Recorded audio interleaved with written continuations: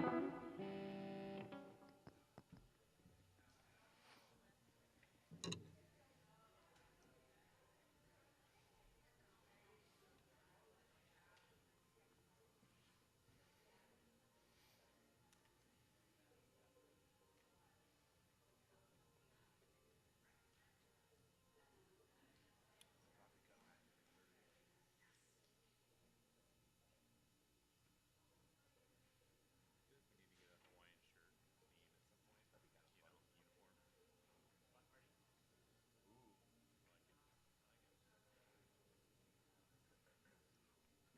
only have one that fits well. It's like fluorescent pink. Perfect. Even better. It would go well with the guitar. You can feel There Vin. you go. Ready?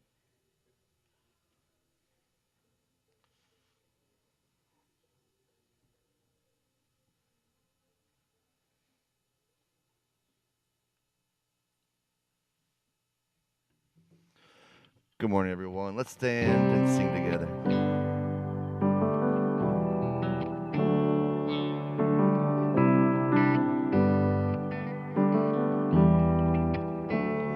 It's not just a story, it's a living, breathing, walking testimony of a God so good he'd leave his home in glory.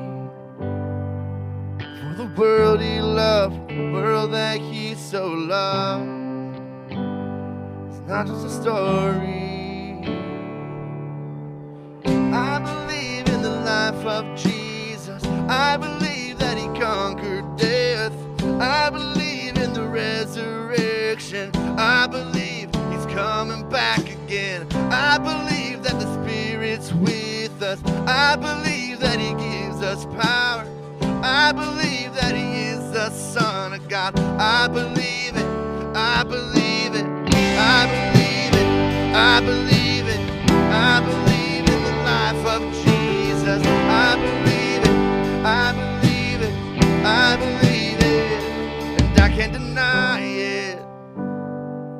If I said I got here on my own, I'd be lying. 'Cause my eyes have seen the goodness of the Father.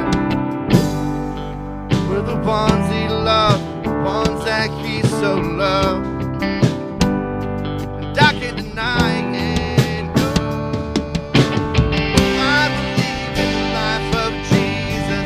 I believe that he conquered death. I believe in the resurrection. I believe he's coming back again. I believe that the Spirit's with us. I believe that he gives us power. I believe that he is the Son of God. I believe it. I believe it. I believe it. I believe it. I believe in the life of Jesus. I believe it. I believe it. I believe it. And we cry, holy, holy, let the earth rejoice. He is worthy of all praise. We cry, holy, holy, let the earth rejoice. He is worthy of all praise. I believe in the life of Jesus. I believe that he conquered death. I believe in the resurrection. I believe he's coming back again. I believe that the Spirit's with us. I believe that he gives us power. I believe he is the Son of God. I believe it. I believe it. I believe it. I believe in the life of Jesus. I believe it. I believe it. I believe it. I believe it. I believe it. I believe it. I believe in the life of Jesus. I believe it. I believe it. I believe it. Amen. Good morning, everyone. My name is Jeremy. How are you doing this morning? Good. It's good to see you all. Hey, we're going to sing a couple more songs. Let's not let this moment pass. It's easy to just kind of stand here and kind of wait for the next thing as we sing a couple songs. But Let's just tap in to our praise this morning as we lift our hearts and our desires and our concerns and everything that we have and our praise to the Lord as we kind of enter into his worship. Let's sing.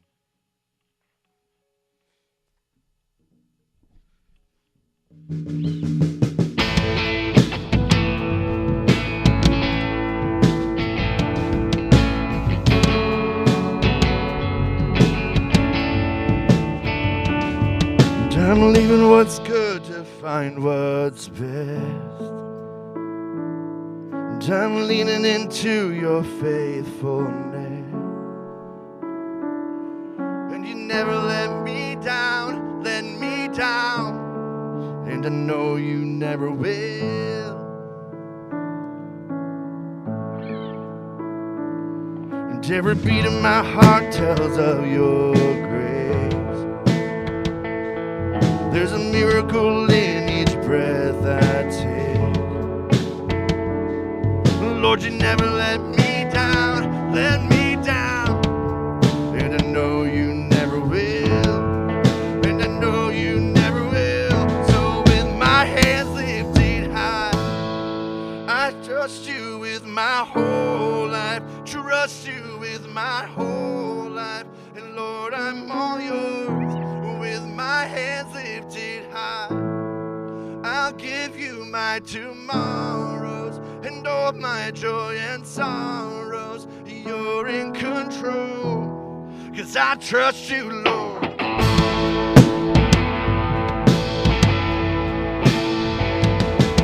I'm counting on every word you say. I'm counting on you to make a way. And the mountain that's before me will fall. I feel it tremble even now, 'cause every stronghold's coming down.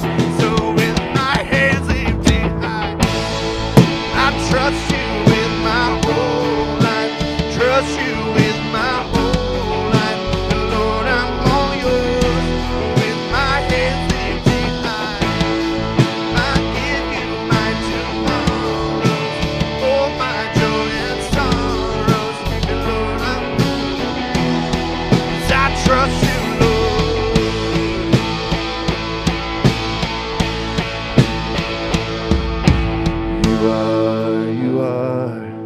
You are trustworthy. You are trustworthy. You are trustworthy, God. Trustworthy, God. Let's sing that again. You are trustworthy. You are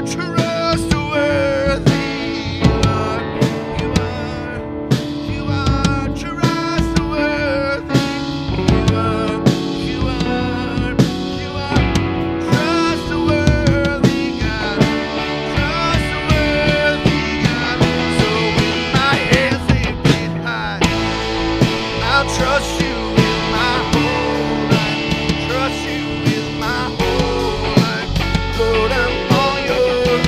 With my hands lifted high, I'll give you my tomorrow, all my joy and sorrow.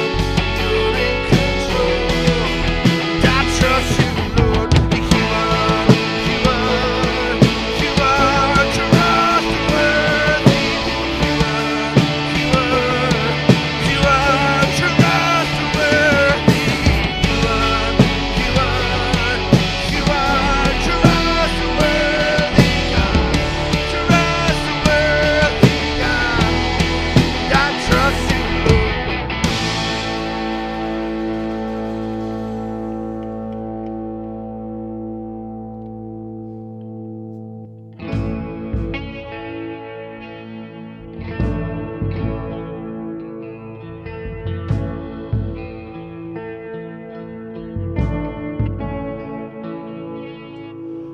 I'm calling on the God of Jacob,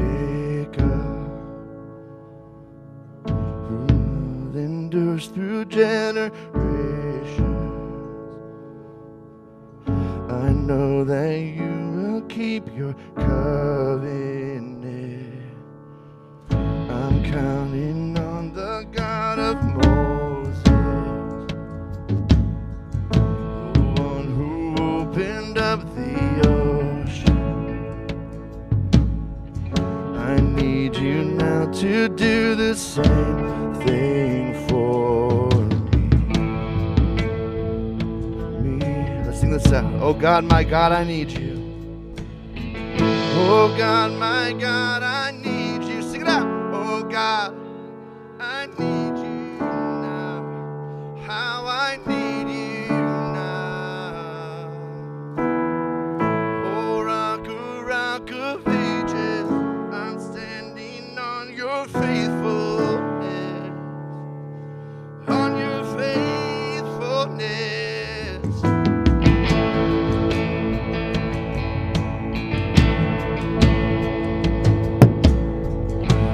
Calling on the God of Mary, whose favor rests upon the lowly. I know with you all things are possible.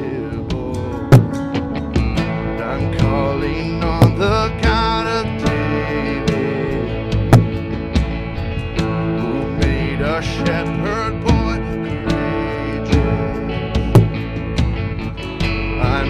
Not face Goliath, but I've got my own giants. Oh God, my God, I need you.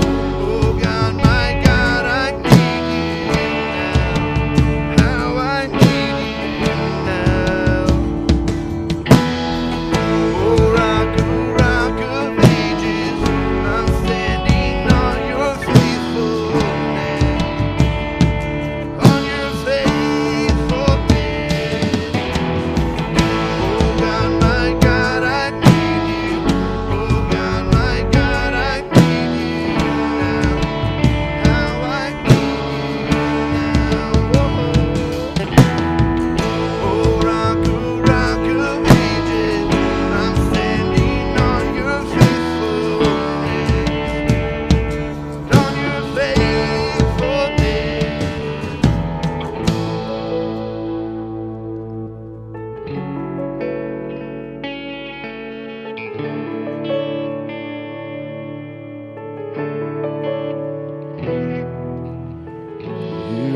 Your children, then you hear your children. Sing it out.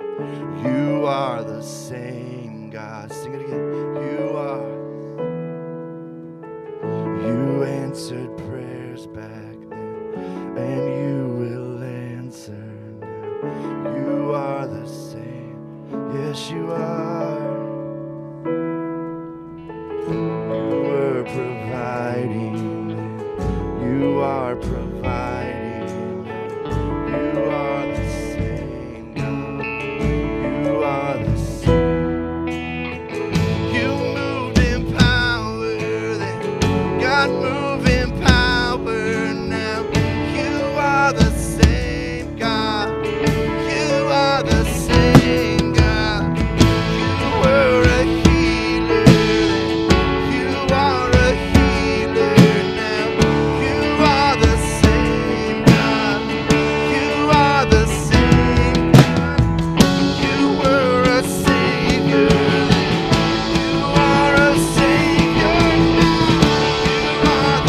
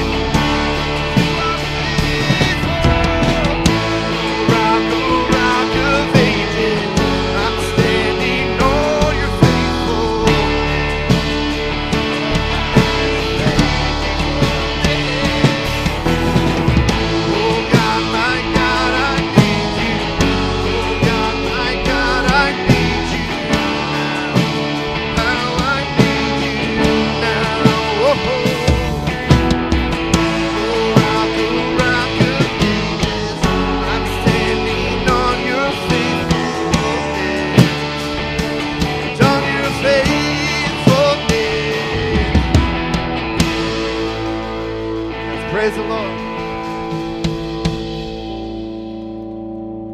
Awesome. Thanks for singing, church. You can be seated. Well, once again, welcome to church this morning. We really are so glad that you're here. If you would reach into your bulletin, there should be a green card in there.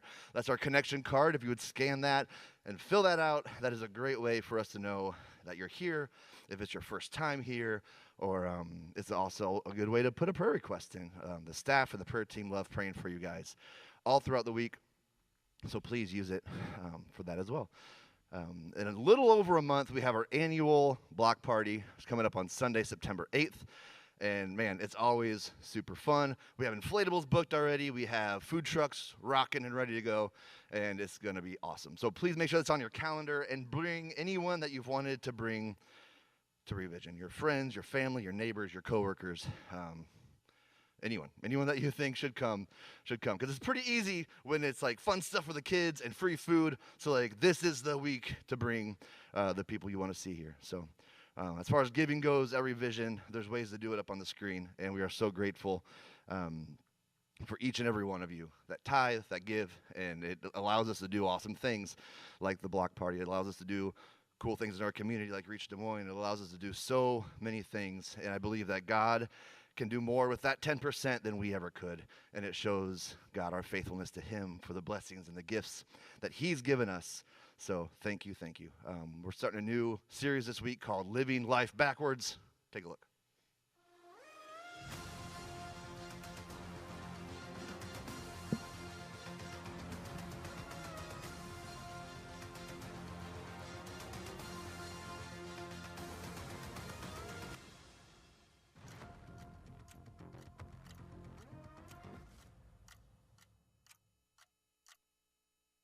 Morning, everybody. My name is Mike. I'm one of the pastors at Revision. I'm excited to be here today. How about you? All right. So a few years ago, I was getting ready to write the eulogy for my grandma's funeral, and I called up a buddy of mine who has more experience with funerals than I do, just to get advice, make sure I was doing everything right. And he was helpful, but then he kind of rocked my world, and he said, hey, while you're doing this, while you're kind of in eulogy mode, you should write yours. I was like, hey, man. So I know I'm not the healthiest human on earth. I don't run or drink water like you do, but I'm not trying to die soon. And he goes, Mike, first of all, drink more water and less caffeine. But secondly, just while you're thinking about the eulogy for your grandma, take some time to realize that in a few decades, it'll probably be one of your kids or your grandkids who's getting ready to write yours. Like, what do you hope they say? Not just about what you did, but about who you were. It's wild, but it's worthwhile to think through that and then think about how you might start living differently if you lived life backwards, like in the direction of your eulogy. And so I did it. And this morning we're kicking off a brand new series that's kind of been rolling around in my heart and mind ever since, called Living Life Backwards. Because I want to talk about how we can make the most of the moments we've been given. My grandma lived to be over 100, and chances are most of us in this room aren't going to make it that long. But if you stretch out the timeline far enough, the survival rate for human beings is still hovering somewhere around 0%.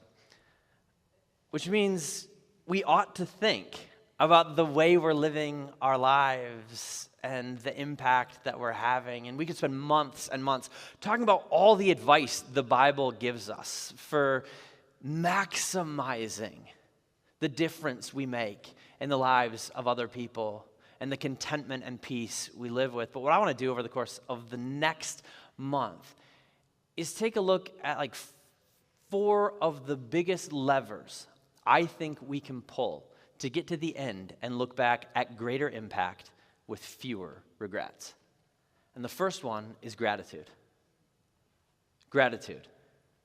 It's a mindset and a lifestyle that's incredibly difficult to maintain in the middle of a materialistic culture that always tells us we don't have enough. But I'm convinced it's an absolute game changer that not only creates contentment within us every day of our lives, but also allows us to live lives outside of us that make a bigger difference for everyone around us. It's hard, though, at least if you're anything like me. I was preparing for this message, reading a bunch of articles, and I came across one that said, take 1 minute and write down 10 things you're thankful for. So I got out a pen and a piece of paper, and I started, and I rattled off a few really quick. Like my family, my friends, revision, steak, and I didn't want to be trite and just do a bunch of shortcut cheating answers like toothpaste, socks. Like I'm thankful for toothpaste and socks and steak. But long story short, it took me over a minute to come up with 10 things. And by the time I got to number 10, I wrote down, I'm thankful this is the last one. I don't have to think of anything else I'm thankful for. And I threw the pen and I sat back and thought, am I ungrateful or am I just forgetful? Like my body feels like it's breaking down every day now. Maybe my mind is too. Because the truth is, I have hundreds of things that could make the list of like stuff I'm thankful for. I just can't always remember all of them.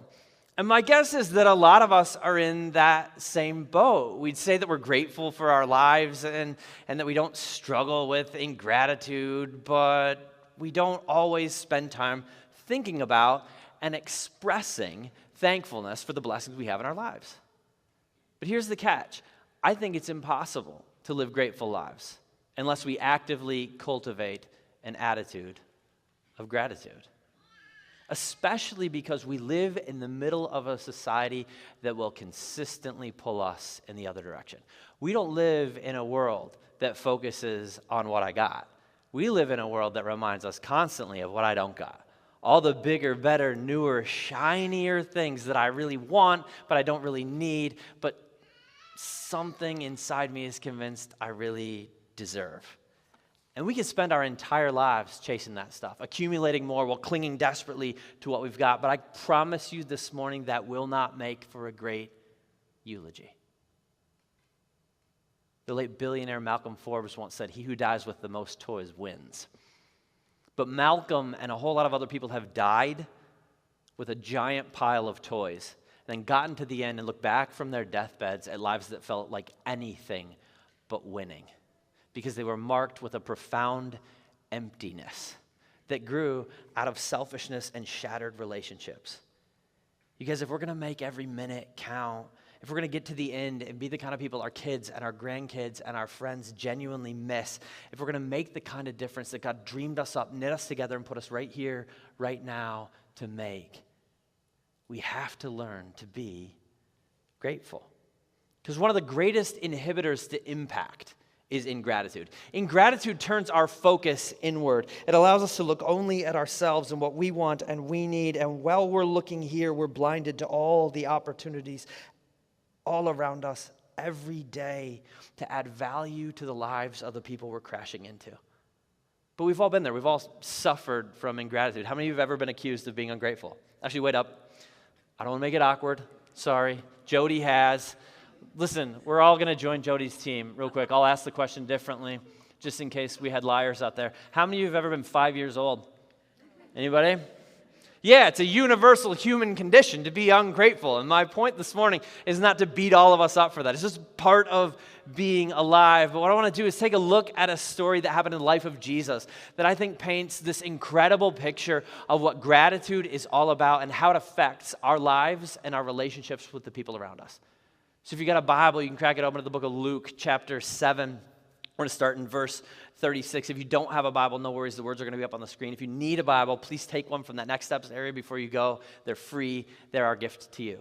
Before we jump in, just a little bit of background. There's this Pharisee named Simon who invited Jesus to come have dinner at his house, which is a little bit wild if you've read the life story of Jesus up to this point in Luke, because the Pharisees were these religious and political elites that did not like Jesus at all. Because Jesus came along and he started saying that faith isn't so much about jumping through hoops to earn your own salvation. It's about being transformed from the inside out. And it's available to everybody, not just like super holy, special people. And the Pharisees were a bunch of self-righteous box checkers. So they were really frustrated with that. But Jesus was captivating. And so Simon was like, I got to learn a little bit more about this guy. I don't like him, but I find him fascinating. And so he invited him over to dinner, and this is what we read in verse 36. When one of the Pharisees, Simon, invited Jesus to have dinner with him, he went to the Pharisee's house and reclined at the table. It's a pretty innocuous sentence, right? Like Jesus showed up to the dinner party and sat down like everybody else. And if we didn't know any better, we wouldn't realize something's missing here. And what we learn later in the story is it's not just a detail Luke forgot to write down. it's missing on purpose. See, in the first century, when you invited someone over to your house, especially if they were an honored guest, you did 3 things for them before they sat down. First, you offered them water to wash their feet. Like back in the day, everybody wore the Jesus sandals. That's why we call them Jesus sandals, right? And there were no paved roads, so your feet got pretty nasty. And they didn't have chairs. They would just kind of like sit cross-legged at a table, so you let them wash their feet first. Secondly, you'd offer them oil for their face. I don't have a good explanation for that one. Feels like it would cause zits, but that's how they wanted to do it. And thirdly, you would greet them with a kiss. Simon did none of those things for Jesus, which culturally wasn't so much like an insulting slap in the face, but it was a power play. It was Simon's way of telling Jesus, I don't want to learn from you, I just want to learn about you. Like, you're not my equal here. I just have some questions to figure you out, not to figure out life from you. But Jesus was chill about it because he knew that ahead of time, so he just showed up, and then he sat down, and then something happened that shifted everybody's paradigm forever. We read a woman in that town who had lived a sinful life learned that Jesus was eating at the Pharisee's house. So she came there with an alabaster jar of perfume. As she stood behind him at his feet, weeping, she began to wet his feet with her tears. She then wiped them with her hair, kissed them, and poured perfume on them. All right, first things first, when it says she had lived a sinful life, we all have, but that's a Greek euphemism for prostitute. Like, this is a woman who's on the lowest rung of the societal ladder, which means she has no business being at this dinner party whatsoever.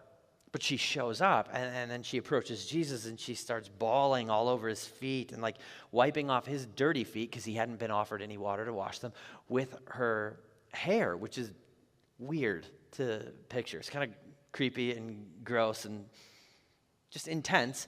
Before you even realize that women in that culture were not allowed to touch men publicly. And yet, here she is touching Jesus, and Jesus is like, lets it happen, which for Simon answers every question he wanted answered when he invited Jesus over. He's looking at this happen, and he's thinking a lot of thoughts to himself. We read, when Simon saw it, he said, if this man were a prophet, he'd know who's touching him and what kind of woman she is, that she's a sinner. He's like watching this lady pour perfume on Jesus' feet going, okay, I wanted to know if he is who he says he is. And he's not. Because if he were a prophet, he'd know that she's gross, and he'd tell her, get away from me. And he might even barf that she touched him. And Jesus reads his mind, because Jesus, he's hard to hang out with, you guys. He knows everything that you're thinking, and so he looks at him, and he says something. He says, Simon, I got something to tell you. He's like, all right, tell me, teacher. So 2 people owed money to a certain moneylender. One owed him 500 denarii, which is a little bit over a year's wages, all right? The other, 50, a little bit over a month's wages. Neither of them had the money to pay him back, so he forgave the debts of both. Now, which of them will love him more? And this is so brilliant, because right now Simon is stuck. He invited Jesus over to show all of his friends that he's smarter and better than Jesus, and Jesus just asked him a question that backs him into a corner. There's only one way he can answer that question without looking like an idiot, but he knows enough about Jesus to know, as soon as I say it, he's going to say something else that makes me look like an idiot anyways. So you feel like really reluctantly, Simon goes, I suppose the one who had the bigger debt forgiven. And Jesus smiles and says, that is correct. And then he says something that I think gives us a bigger, better vision, a revision of what gratitude is all about and the kind of effect it has on our lives. He turned toward the woman and said to Simon, do you see this woman? I came into your house. You did not give me any water for my feet, but she wet my feet with her tears and wiped them with her hair. You did not give me a kiss, but this woman from the time I entered has not stopped kissing my feet. You did not put oil on my head, but she's poured perfume on my feet. Therefore, I tell you, her many sins, like her so many sins have been forgiven as her great love has shown. But whoever has been forgiven little loves little. This is so cool and profound. Jesus looks at this guy who thinks he's got it all figured out, life and faith and everything else, and he said, this woman, who you think isn't even in your league, understands something that you don't understand. You got all the education in the world and you don't get it like she gets it. She's grateful because she gets grace. She knows how messed up and broken and imperfect her life was, and she understands that my forgiveness is completely transformational. And this radical demonstration of gratitude is what people do when they understand grace. And the implication here in this conversation is not that Simon has less he needs to be forgiven for. It's not Jesus saying, yeah, she's pretty bad, so she's thankful, but you had a smaller debt, Simon. Nah. What Jesus is saying is, you don't understand how big your debt actually is. You think that you've checked off all the right boxes. You think you're such a good human being and such a great guy that you deserve God's forgiveness. You think you're earning your own salvation, and you're wrong, so you're ungrateful. And I read this story and I cannot help but feel like, oh man, so much of the time I am so much more like Simon than I am like that woman. I think it's easy for all of us to just have these entitled, self-righteous hearts, especially those of us who've been following Jesus for a really long time. We've done the right things. We're going through the right motions, and we feel like, man, I'm such a good person. I'm such a good follower of Jesus. God probably should bless me, and God probably should forgive me. And when we forget grace, our gratitude shrinks dramatically. Like, we're so convinced sometimes of our own worthiness that there is no space left in our souls to feel thankfulness. And it's tragic. It robs us of the ability to see the beauty in the world around us, and it robs us of the right relationship we're meant for with God and with others. And so what I want to do this morning is just point out 4 things I think this woman's story shows us about gratitude. What it is, what it looks like, and how we can put it into practice in our lives. And the first one is this: gratitude grows out of grace. Like, grace is the garden in which gratitude grows. We are thankful when we realize we have been given what we did not earn and do not deserve. I mean, Jesus said it. He who's been forgiven much has great thankfulness. But he who's been forgiven little has little thankfulness. When we get what forgiveness actually means, when we wrap our minds around the grace that it took for the God of the universe to step out of eternity into the human story and give everything for us, it makes our hearts grateful. Gratitude and forgiveness are tied together. I mean, so much so that the word gratitude and the word grace share an etymology. They come from the exact same Latin root word, gratis. I just think, again, it's so easy to believe that we've earned everything we've got, to get caught up thinking we're so good that we should be forgiven. But when we understand that we walked away from God, we rejected him, we held a hand up to him, and he refused to leave us there. He chased us down anyway. It grows gratitude in our souls that's completely game-changing. If we can zoom out and grasp the grace we've been given, it provides us with a new perspective that's fertile soil for gratitude. Not too long ago, in the Howard house, we were coming to the end of a pan of brownies, and Jenny wanted to wash the pan, and so we gave the 3 boys who were in the house each a brownie, and then my preteen daughter walked in with a friend, and Jenny said, hey, you guys can split the last brownie if you want, and every parent in the room can guess the response to that. How come the boys get a whole brownie? I don't have a brownie. Ah! So I spanked her. Just kidding. I forgot she's on a mission trip. I really wanted to see her face when I said that. That's not it's not really my vibe as a parent. My vibe is, oh, you just earned yourself another life lesson from Dad. I am a words guy, and my kids love it so much. It's just one of their favorite things. So instead, I called her over, and I had her repeat to me a little family motto that our kids also love. I said, hey, what do you deserve? Nothing. So what's half a brownie then? Do that math. Half a brownie more than I deserve. So, sounds like you're winning at life, kid. And she just looked up at me and said, Dad, sometimes I don't fully appreciate your wisdom. You've changed my life again, and then scampered off. That, or she looked at me and rolled her eyes and said, whatever. I don't remember how it ended. But What I do know is that situation provided a powerful reminder to me that perspective is everything. So often, we look at the exact same thing as the people around us and see something completely different. And we know that's true. We've all been there. We've all argued with people because we looked from a different angle than they were looking. And it happens to all of us. We got people in the world who just look through the lens of yellow. And they're like, oh, it's yellow. My whole life is yellow. That's yellow. My job's yellow. My family's yellow. Yellow. It's all yellow. Then someone else comes along and they're like, how stupid could you be? It's pink. Pink, pink, pink, pink, pink. You got to be a moron. If you can't see all the pink, you should be furious about it too. And you got the guy who's just like, brother, it's blue. I love it. Oh, look at it. Oh, it's blue. You guys, it's just the lens a lot of the time. And when grace is the lens, when we choose to look at everything that's happening to us and around us through the lens of the incredible grace we've received from God, it absolutely allows us to live with a life-changing, game-changing sense of gratitude for everything we've been given. Grace grows gratitude in the human heart. Second thing I want us to see is that gratitude galvanizes growth. It's a momentum creator in our lives. This woman in Luke 7 was never going to be the same again.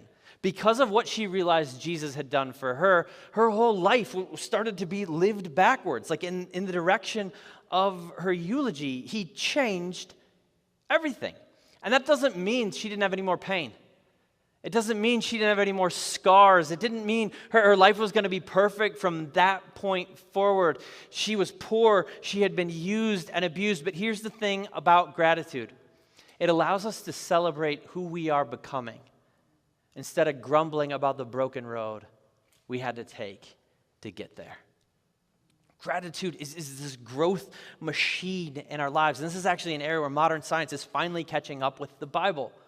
What we know now is that gratitude allows us to move forward from the pain of our past differently than almost anything else. What scientists have discovered is that the human brain is incapable of feeling thankful and fearful at the same time.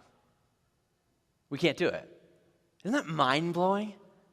I think it's easy in the middle of a shattered world to be afraid of what we don't have, that there's not going to be enough, that I don't have enough, that I might never get enough.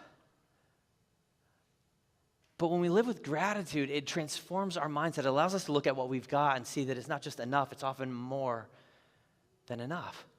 And then we can move forward from whatever sort of brokenness we've experienced because we're not scared anymore. We can't be thankful and fearful at the same time. Gratitude is a momentum generator in our lives. As the late great basketball coach John Wooden once said, the best things happen to the people who make the best out of the things that happen. Third thing I want us to see about gratitude this morning is that gratitude generates generosity. When we're ungrateful and entitled, we look at the world through a lens of what's not, like what's not here, what's not available to me. But when we're thankful, we see it through the lens of what I've got. And that significantly impacts how we relate to the people around us. Like for starters, when we're hung up on what we're owed, we are blind to what other people are giving, how hard they're trying, and how generous they're being. And maybe you know people who are blind like that. I do. We all have some of them in our lives. The people who never miss an opportunity to tell you where you fell short, to tell you what you ought to have given them, to tell you what they deserved and you owed and you didn't provide. And let's be real, all of us do that to others sometimes. But the truth is, when we're hung up on our lack, we cannot see other people's love. Because ingratitude has a blinding effect on the human soul. But when we see things through the lens of how they truly are, and we allow our hearts to be grateful, it fills this empty space inside of us and makes us whole by allowing us to be overwhelmed by the undeserved love of God and others that we're receiving. And then we realize we have enough left over to give. We have enough love and we have enough resources and we can give them.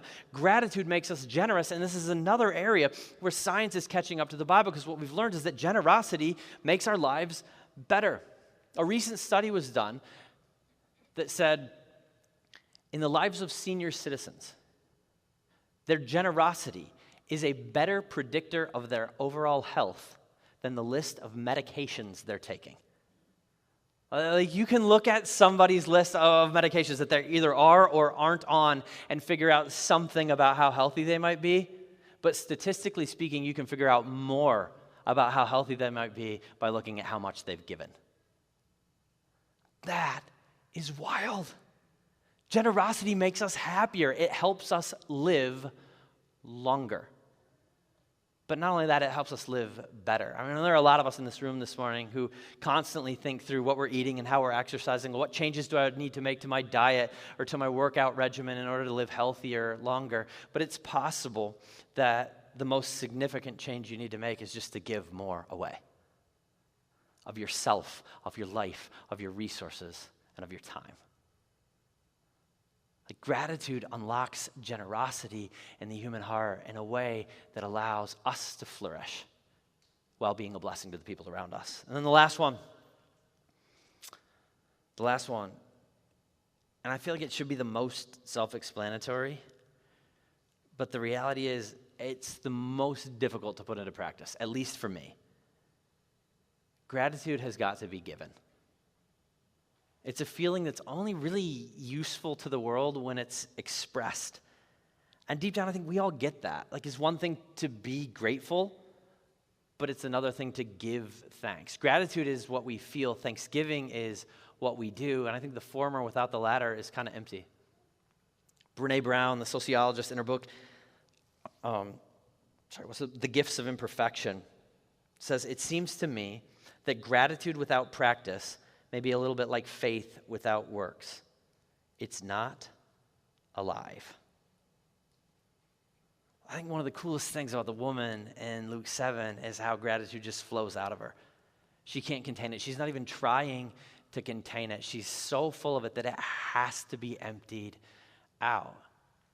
And I wonder if we see gratitude the same way. Because I think a lot of us sitting in here this morning will be like, yeah, I'm a grateful person. I don't struggle with a selfish, entitled, grumpy, ungrateful heart. But if we're not regularly expressing gratitude, is that true? Or do we need to do a gut check? Are we going to get to the end someday and have our kid or our grandkid stand up to do our eulogy without even considering the idea that we were grateful or generous people because we never actually showed it? Like, gratitude is kind of useless to us and to the world around us unless it's given. It's one thing to say we're grateful, but it's another thing to give thanks. Saying and doing aren't the same thing. Once in college, we were sitting there during fraternity recruitment, and this guy came through, and he said he was a ninja. And after he left, we're like, we should get that guy in the house. I don't know when it's going to come in handy, but it feels like it would be great to have a ninja on our side. So we gave him a bid, and then he joined the house. And his first day, we're like, hey, do some ninja stuff. And he couldn't even kick his foot above his head. Turned out he had just taken karate as a kid. And let me tell you, from having watched that, taking karate as a kid does not make you the Karate Kid. Claiming to be a ninja doesn't make you a ninja. I could tell you all I'm a marathon runner, but I don't run. Like, saying and doing aren't the same thing. Saying you're grateful is almost completely unrelated to giving thanks. Like, Thanksgiving is this muscle that's meant to be exercised, and when we exercise it, it changes the game for us and for the people around us. It makes an impact. It allows us not only to see the beauty that surrounds us in every single moment, but to speak life into other people in ways that allow them to see that beauty as well. And so I want to challenge all of us this week to take a step toward cultivating gratitude in our lives, because I so badly want this for us. I want us to get to the end and look back at greater impact with less regret. I want us to make the most of the moments. And so What I've got for you today is one suggestion and then one action step. And the suggestion is this. As I was struggling to come up with 10 things I'm thankful for in 1 minute, I remember that through various seasons of my life, I have woken up and written down 3 things I'm thankful for. First thing, just gratitude immediately in the morning. And so I started doing it again over the course of the last week and remembered why I quit, because it's hard and it's frustrating sometimes. But it's been really powerful and profound. It's having an effect on my heart. And there have been some mornings where I wrote down really deep stuff. I was like, I'm thankful for the grace of marriage, for the chance to be loved despite my imperfections, for the chance to live self-sacrificially and go through life arm in arm with another person. This morning, I wrote down tacos, all right? Some of the stuff is deeper than the other stuff, but I really am thankful for tacos. And I don't want to put that on you and be like, this has to be a daily thing and make you feel guilty if you're not doing it. But I do want to suggest sometime this week, just sitting down and writing out a list of stuff that you're thankful for. Try it and see what it does in your heart. That's my suggestion. Here's my action step. We're going to do it together. Right here, right now. This isn't something we normally do at church, but we're breaking the routine. We're going to shift things up a little, get weird. It's not actually that weird. It's also not hard. These guys are passing out thank you notes. There are pens all around you. What I want us to do today is spend 2 minutes. We're going to play a song. I'm going to give you 2 minutes to write a thank you note to another person. And here's why. This is something a lot of you have heard me say before. It will not be the last time you hear me say it. Unexpressed gratitude expresses ingratitude. Like to God and to the people around us. To a God who gave his life for us, who stepped out of eternity into the human story and gave everything. If we can't say thanks, it doesn't seem like we feel thanks. But especially to other people who don't know the thoughts that are going on in our heads, unexpressed gratitude expresses ingratitude. And so I want to give us a little bit of time right here and now to express gratitude to someone else. Now, pro tip, if that someone else is in this room, you can save yourself 50 to 90 cents on a stamp. I have no idea how much stamps cost these days. You're going to have to ask an old person. They always know. They're like, stamps went up. I don't know how. But here's the deal. We're going to express gratitude because it makes a difference in our hearts and our lives and in the lives of other people when we do. So I'm going to give you 2 minutes right now. Write a thank you note to somebody. Ready? Go.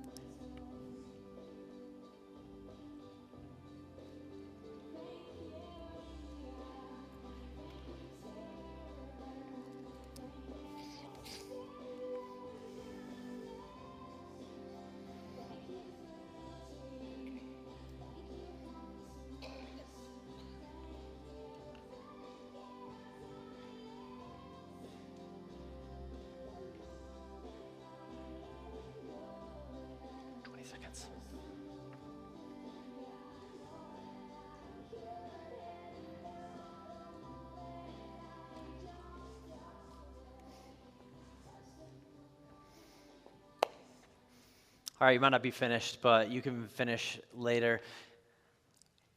That inspirational thank you moment was a gift to all my fellow middle-aged people. I actually asked Jeremy if he could play it live, and he's like, me and Alanis Morissette don't have the same vocal range or something. I don't know, whatever.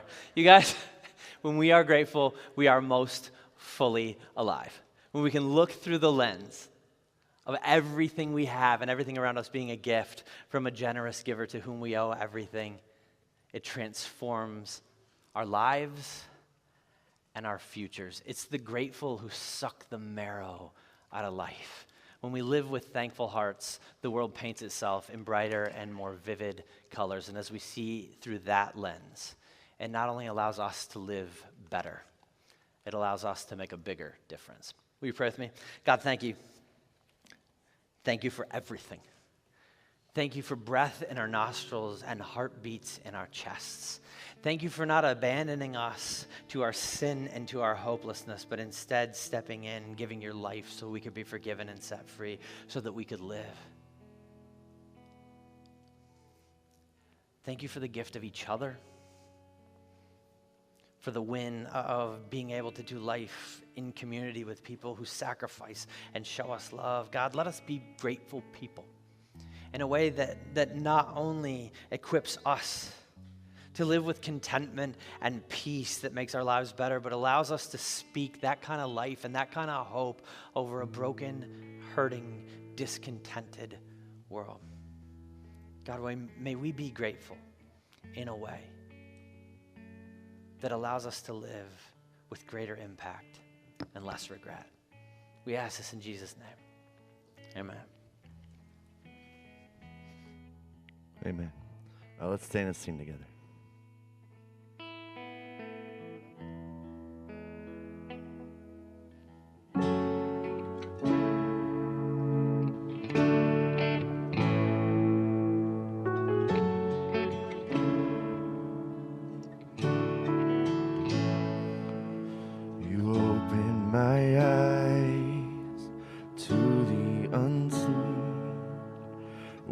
I was blind, now I believe. You tore down the walls that kept us apart. What seemed like the end was only the start. Heaven's all around, and Jesus is near. And I can see it now, your kingdom is here. Heaven's all around, and Jesus is near. I can see it now, your kingdom is here.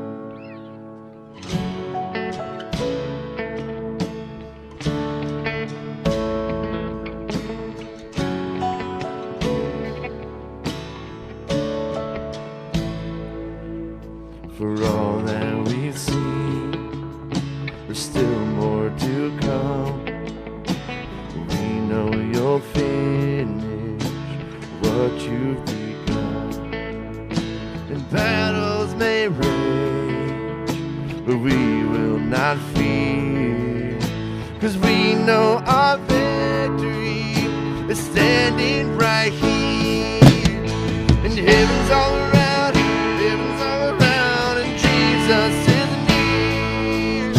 And I can see it now, your kingdom is here. And heaven's all around, and Jesus is near. And I can see it now, your kingdom is here.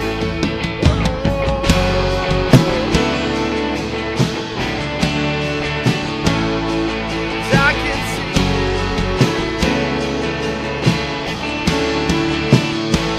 come and move how you want to. Come and make the old brand new. And come and move how you want to. Do it only you can. Come and move how you want to. Come and make the old brand new. Come and move how you want to. Do it only you can. Come and move how you want to. Come and make the old brand new. Come and move how you want to. Do it only you can do. Come and move how you want to. Come and make the old brand new. Move how you want to. Do it only you can do. It's all around, it's all around, and Jesus isn't here. Yes, He is. I can see it now. Whoa, heaven's all around, and Jesus is near. And I can see it now, I can see it now. Your kingdom is here. So come and move how you want to. Come and move how you want to. Do it only you can do. Come and move how you want to. Come and make your brand new. Come and move how you want to. Do it only you can do.